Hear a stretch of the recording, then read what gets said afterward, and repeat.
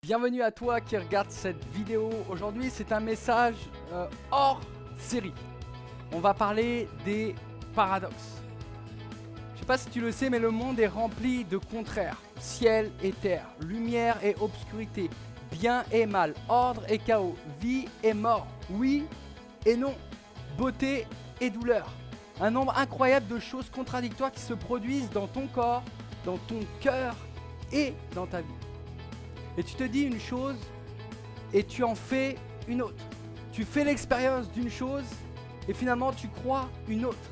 Mais laisse-moi te dire que les choses opposées dans ta vie ne font pas de toi un hypocrite. Ta nature paradoxale et tes expériences ont un but. Et si le but n'était pas de choisir, d'effacer ou de supprimer les différents paradoxes de ta vie, mais plutôt de découvrir une troisième voie plus spacieuse et belle, où tu vas simplement devenir celui que tu as toujours été. Toi et moi, nous vivons dans des espaces et des expériences totalement contradictoires. Individuellement et collectivement, nous rebondissons de l'un à l'autre, mais en espérant rester dans des espaces apparemment plus positifs et plus faciles que les autres. Nous voulons des miracles, de la paix, de la beauté, de la liberté, de l'aisance, du confort. Nous voulons des choses comme la sagesse et la sécurité et la communauté, mais on veut tout ce pack sans la difficulté ou les difficultés qui vont avec. Tu le vois comme moi, le progrès et le changement sont de plus en plus difficiles à suivre. Et imagine si tu prends toutes les informations disponibles jusqu'en 1900 par exemple, et que tu les mets dans une boîte, tu verras que cette boîte a doublé tous les 10 ans. C'est beaucoup de choses à traiter, à trier et à assimiler. Et c'est exactement pourquoi tu as besoin de certitude pour avoir l'esprit tranquille, quelque chose de concret auquel tu peux t'accrocher. Aujourd'hui, on va parler de paradoxe.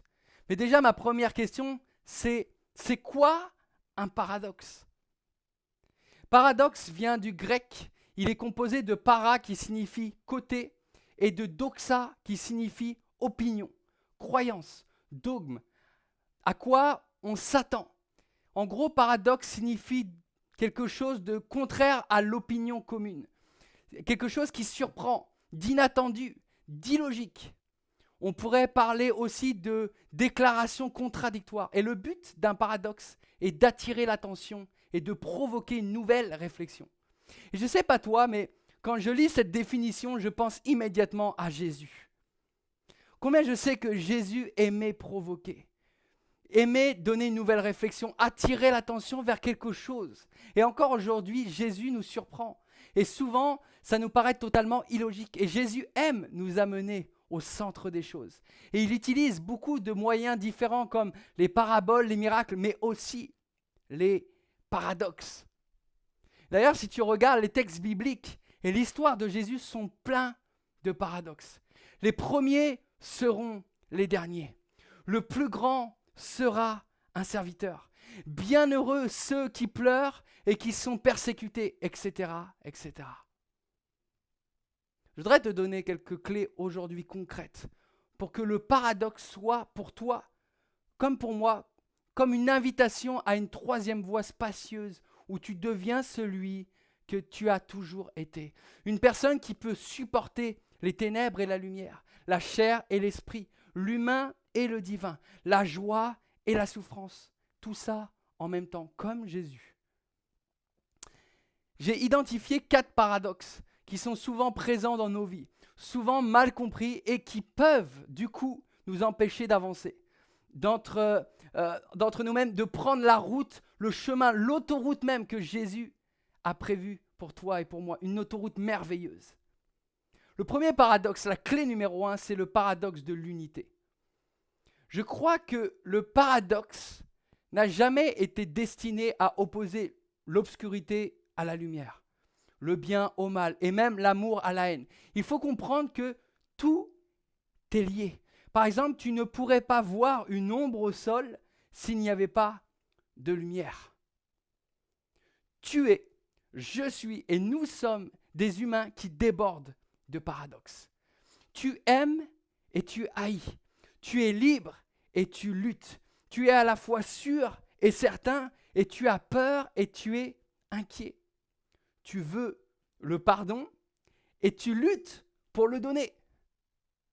Certains pourraient appeler ça de l'hypocrisie, mais je crois que l'hypocrisie n'est pas de vivre avec ces expériences et ces émotions contradictoires en toi, mais l'hypocrisie, c'est quand tu prétends que ce n'est pas le cas, quand tu prétends être autre chose de ce que tu es vraiment.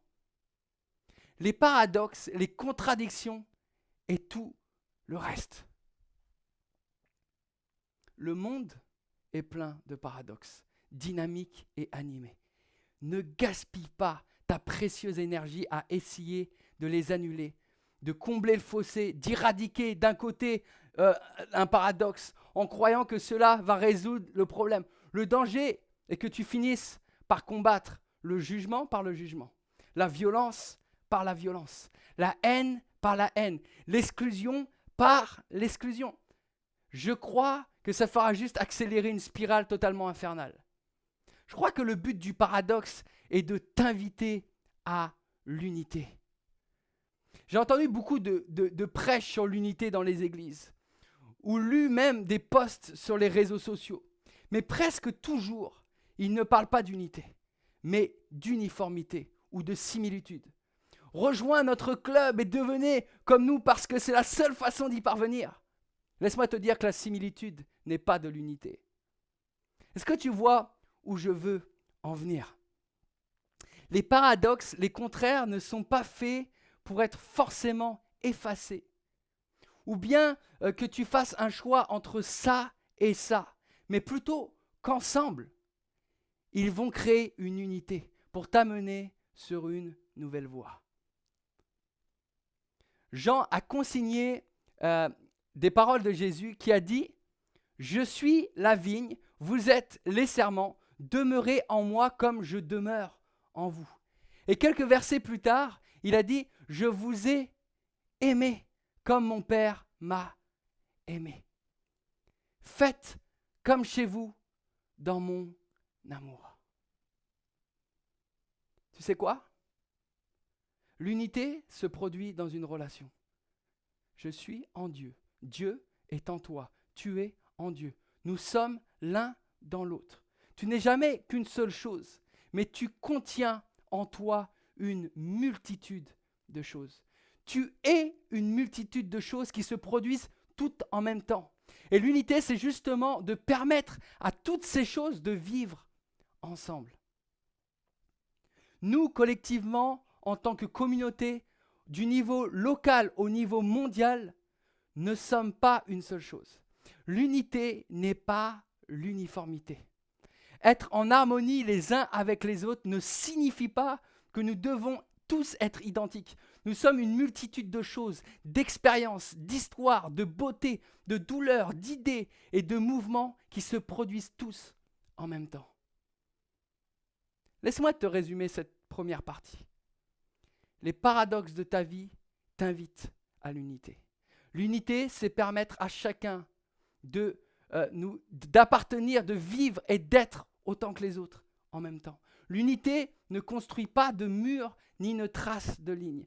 Elle abat des barrières que nous avons construites pour nous séparer les uns des autres et même de nous-mêmes. L'unité crée de l'espace pour que nous puissions tous être. Elle retient nos différences et les intègre par la grâce et la patience, dans la beauté et même dans le progrès. La clé numéro 2, c'est le paradoxe du pouvoir. Le vrai pouvoir ressemble à un service. Le paradoxe du pouvoir, c'est qu'il semble ruiner toutes les personnes qui ont du pouvoir. Et pourtant, le pouvoir est ce que nous voulons tous. Nous avons besoin de pouvoir dans notre monde. Nous avons, je crois, besoin de gens qui nous aident à nous rassembler, à prendre des décisions et des lois. Nous avons besoin de gens en position d'autorité pour faire la paix, pour éduquer et juger, pour décider qui est innocent et coupable, par exemple. Et bien évidemment, les conséquences qui vont avec. Nous avons besoin d'aide pour trouver comment bien vivre le ensemble dans le monde. Mais la plupart des gens ont du mal à être grands, puissants, importants, significatifs. Parce que nous voulons tous appartenir au monde et le pouvoir semble être le plus sûr d'y parvenir. Et je suis presque certain que beaucoup d'entre nous ont eu des conversations autour d'une table, surtout en 2020, avec le Covid et tout ce qui se passe, qui ont commencé par quelque chose comme « si ça tenait qu'à moi, je ferais comme ça ou comme ça. Moi, j'aurais fait comme ça avec cette situation. » Écoute bien ce que Jésus a dit. Jésus a dit ceci: « Les rois et les hommes d'autorité dans ce monde règnent de manière oppressive sur leur sujet. Prétendent qu'ils le font pour le bien du peuple. Ils sont obsédés par la façon dont les autres les voient. Mais ce n'est pas votre vocation, ce n'est pas ta vocation. Vous dirigerez selon un modèle différent. Les plus grands d'entre vous vivra comme celui qui est appelé à servir les autres, sans honneur. Le plus grand honneur et la plus grande autorité sont réservés à celui qui a un cœur de serviteur. Les chefs qui ont servi sont les plus grands à vos yeux, mais dans le royaume, ce sont les serviteurs qui dirigent. Ne suis-je pas ici comme vous, celui qui vous sert? Waouh, ça fait réfléchir. Est-ce qu'il n'est pas ironique que le vrai pouvoir ressemble à un service et non une domination? Vous savez, ce genre de pouvoir est un travail de l'intérieur. La plupart des gens pensent que le pouvoir est ce qui se passe quand on contrôle les gens ou les situations. Mais le plus grand pouvoir, c'est quand tu prends la responsabilité de ta vie. Que tu as un pouvoir sur ton ego, qui lui désire dominer et gagner, et que tu peux combattre. Le plus grand pouvoir se trouve dans le fait de savoir que tu es aimé.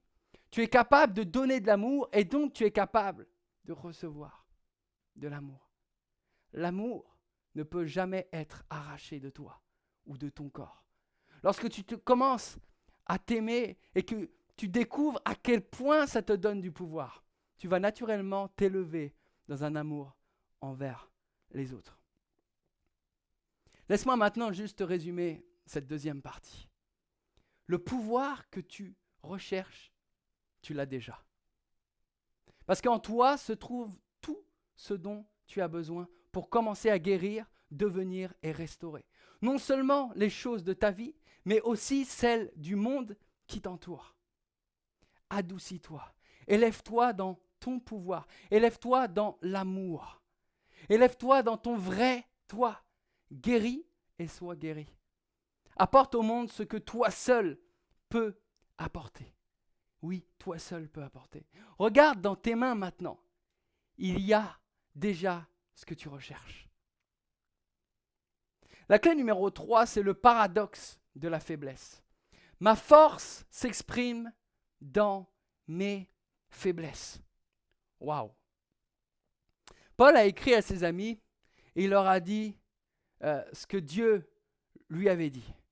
Et Dieu avait dit ceci: ma grâce est suffisante. C'est tout ce dont vous avez besoin. Ma force s'exprime dans ta faiblesse.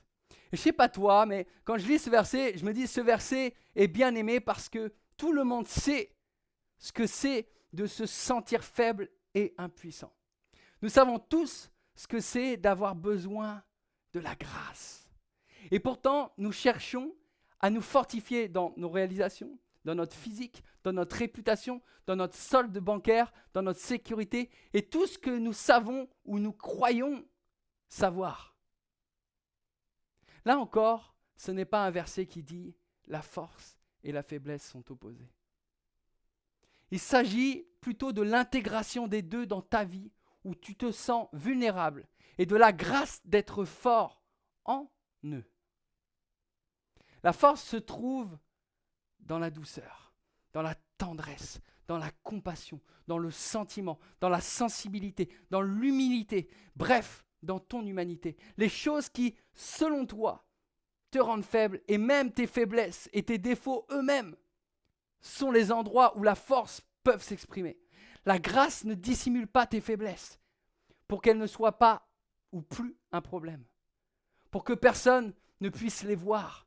La grâce est donnée pour que tu puisses embrasser le beau et le tendre cadeau de ta vie dans toute sa globalité, y compris dans tes faiblesses.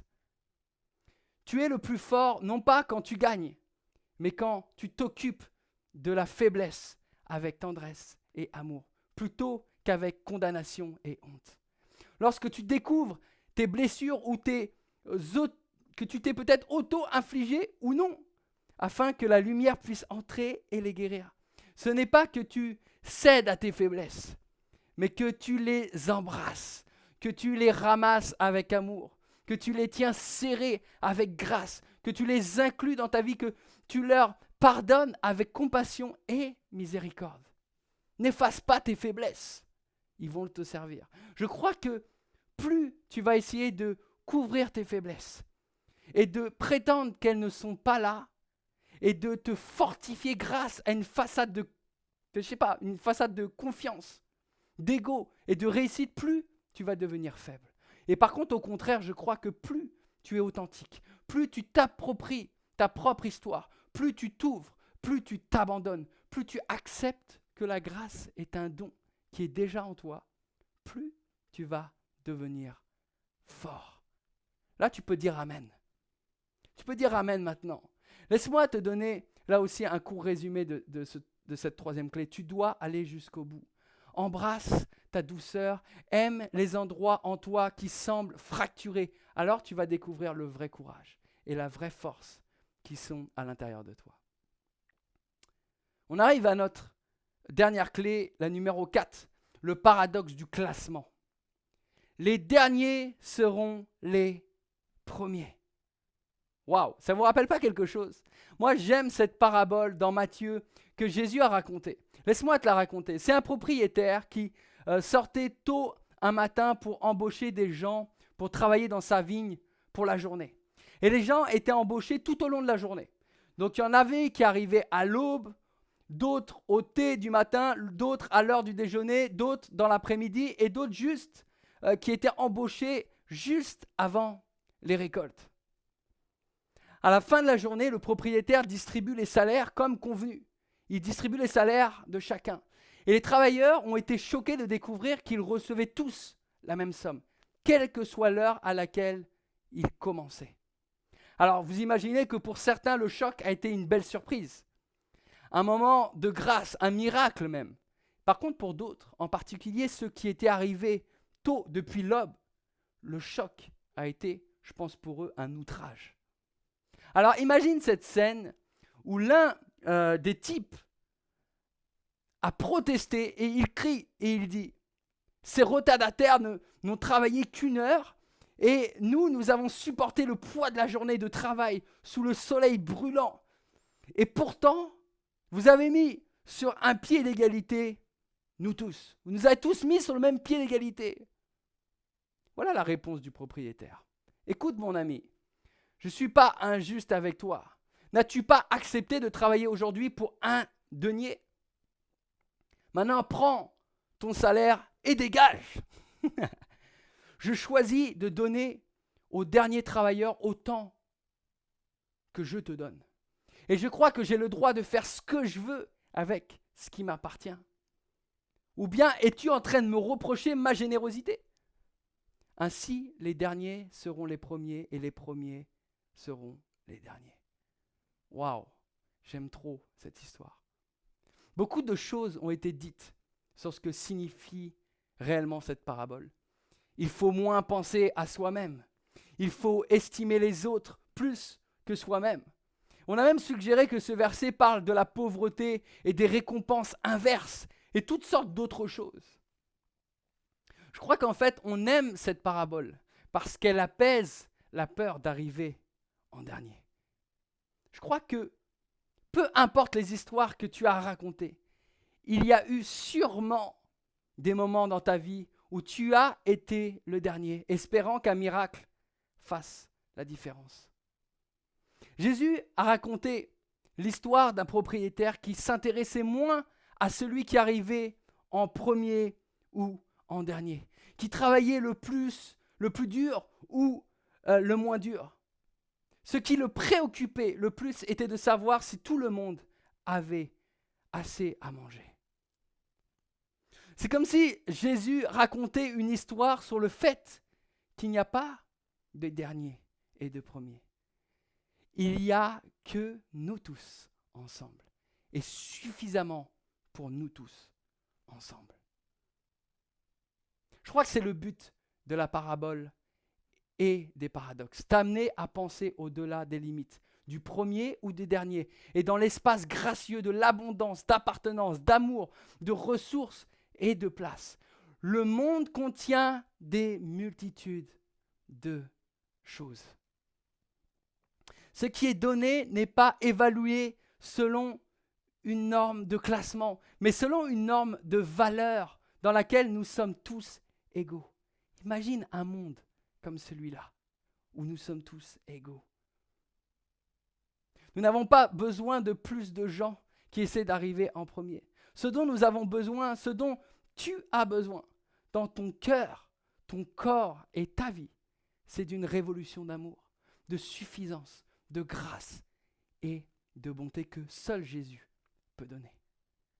Lâche la pression que tu t'es imposée pour arriver en première place, pour être le meilleur, pour gagner, pour réussir et monter les échelles de manière à atteindre le sommet aussi vite que possible. Tu n'es pas ici pour gagner, tu es ici pour être.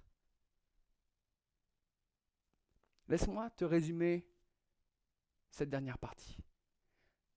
La première et la dernière place, et tout ce qui se trouve entre les deux, n'a aucun poids sur la valeur totale de ce que tu es, de ce que tu peux faire, et sur les expériences qui t'aident à t'épanouir pleinement et gracieusement dans ta vie. Quand tu vis au-delà du premier et du dernier, tu découvres un monde auquel tu appartiens, tout autant que les autres. Pas en raison de ce que tu fais, mais en raison de ce que tu es. J'arrive à la conclusion de ce message. On a vu unité, pouvoir, faiblesse, classement. Et je crois que ça fait du bien de décortiquer ces paradoxes dans nos vies, dans ta vie, dans ma vie. En toi, en ce moment, il y a 1 million, je suis sûr, il y a 1 million de contradictions, des paradoxes qui défient la raison et la logique, des déséquilibres qui ne tiennent pas compte de ton organisation, de ton calendrier. Ces paradoxes, tu les ressens et tu les vis au quotidien. Et ça, c'est la nature contradictoire de ton cœur, de ton corps et même de ta vie entière. Laisse-moi te dire quelque chose. Laisse-moi te dire et te le répéter encore et encore et encore. Tu n'es pas qu'une chose.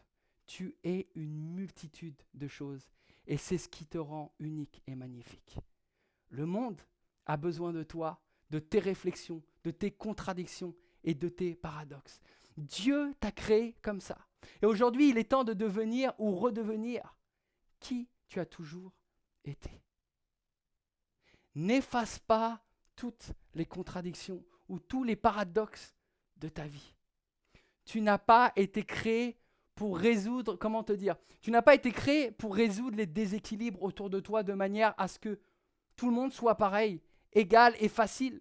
Non, tu es ici pour intégrer, pour maintenir, pour laisser les choses, même les deux extrêmes opposés, t'amener au centre de ta vie, et au centre du monde qui t'entoure. C'est beau, c'est beau. Tu auras toujours un moment ou un autre des hypothèses qui seront fausses. Tu auras toujours des sentiments complexes à propos de situations complexes. Tu auras toujours des tensions sur les paradoxes de l'unité, le pouvoir, le classement et même les victoires. Mais écoute bien ça. Écoute ça vraiment attentivement. Jésus nous a montré comment vivre les paradoxes de nos vies. Il était divin et humain, une pleine mesure des deux. Et je crois qu'il t'invite aujourd'hui à accepter cette réalité pour toi-même aussi. Tu es rendu glorieux. Tu portes en toi le paradoxe ultime, quelque chose de si scandaleux qu'il semble même hypocrite. Ton corps, ton cœur et ta vie sont le lieu de rencontre du divin et de l'humain. Il est venu pour sauver, mais il l'a fait en étant vaincu. Il a ressuscité de la mort, mais il porte encore les cicatrices de son traumatisme. Et certains l'ont traité d'hérétique, d'autres l'ont appelé Seigneur. Souviens-toi aujourd'hui que ces éléments ne font pas de toi un hypocrite. Elles font de toi un être humain, avec des qualités, des défauts, avec des croyances et des valeurs. Tu es grand. Tu contiens une multitude de belles choses. Et c'est comme ça que Dieu t'a créé. Fais la paix aujourd'hui avec toi. Les paradoxes de ta vie et tes multiples magnifiques facettes. Tu es beau comme un diamant qui reflète la lumière de 1000 façons différentes. Je vais prier pour toi maintenant. Seigneur, merci pour ce message, Seigneur, qui touche mon cœur aujourd'hui, Seigneur. Merci, Seigneur, parce qu'au travers de ce message, tu touches ma vie, tu touches tout ce qu'il y a de plus profond, Seigneur. Merci, Seigneur, parce que, Seigneur, tu nous permets d'aller plus loin dans nos réflexions, dans nos pensées, dans notre manière de vivre notre vie ici sur terre, Seigneur. Merci parce que les choses qui nous paraissaient logiques, Seigneur, tu les retournes. Et Seigneur, on apprend une nouvelle perspective avec toi. Seigneur, je prie que chaque personne qui regarde cette vidéo, Seigneur, puisse s'examiner, Seigneur. Qu'on puisse, Seigneur, apprendre les clés, Seigneur, des paradoxes magnifiques que tu mets, Seigneur. Les choses qui sont contradictoires, Seigneur, dans nos vies pour pouvoir découvrir le chemin parfait que tu as pour nous. Seigneur, merci pour ta grâce. Merci pour ton amour. Merci pour ta fidélité dans nos vies, Jésus. C'est bon de t'appartenir. C'est bon d'être dans tes mains. Seigneur, tu nous vois comme un enfant tellement unique. Seigneur, merci pour toutes ces personnes qui sont uniques. Merci parce que tu les as appelées une par une, Seigneur, à faire quelque chose de précis sur cette terre. Je prie, Seigneur, que tu puisses dévoiler ton appel, tes dons, Seigneur, dans chacun des cœurs qui regardent cette vidéo maintenant. Merci pour ce que tu fais dans nos vies. Merci pour la qualité de cette vie sur terre, Seigneur, avec toi. Dans ton nom puissant, je t'ai prié. Amen. Amen. Merci à vous qui avez regardé cette vidéo. Peut-être que ce message t'a apporté plein de questionnements. Peut-être que tu as des questions maintenant. Alors, laisse-moi te dire, n'hésite pas. Toute l'équipe de l'église Le 2035 se tient à ta disposition. Tu peux nous écrire sur l'adresse mail qui s'affiche sur cet écran ou même le numéro. Tu peux nous appeler sur le numéro qui s'affiche sur cet écran. Si tu veux en savoir plus sur l'église Le 2035, tu peux aller visiter notre site internet le2035.fr. Tu y trouveras tous les renseignements et tu pourras nous suivre sur les différentes plateformes ou réseaux sociaux. Je te dis à très bientôt. Sois richement béni. Et n'oublie pas, les paradoxes sont bons pour ta vie. Il y a une troisième voie spacieuse et belle. Prends-la. Va dans cette direction. Je te dis à très bientôt. Ciao, ciao.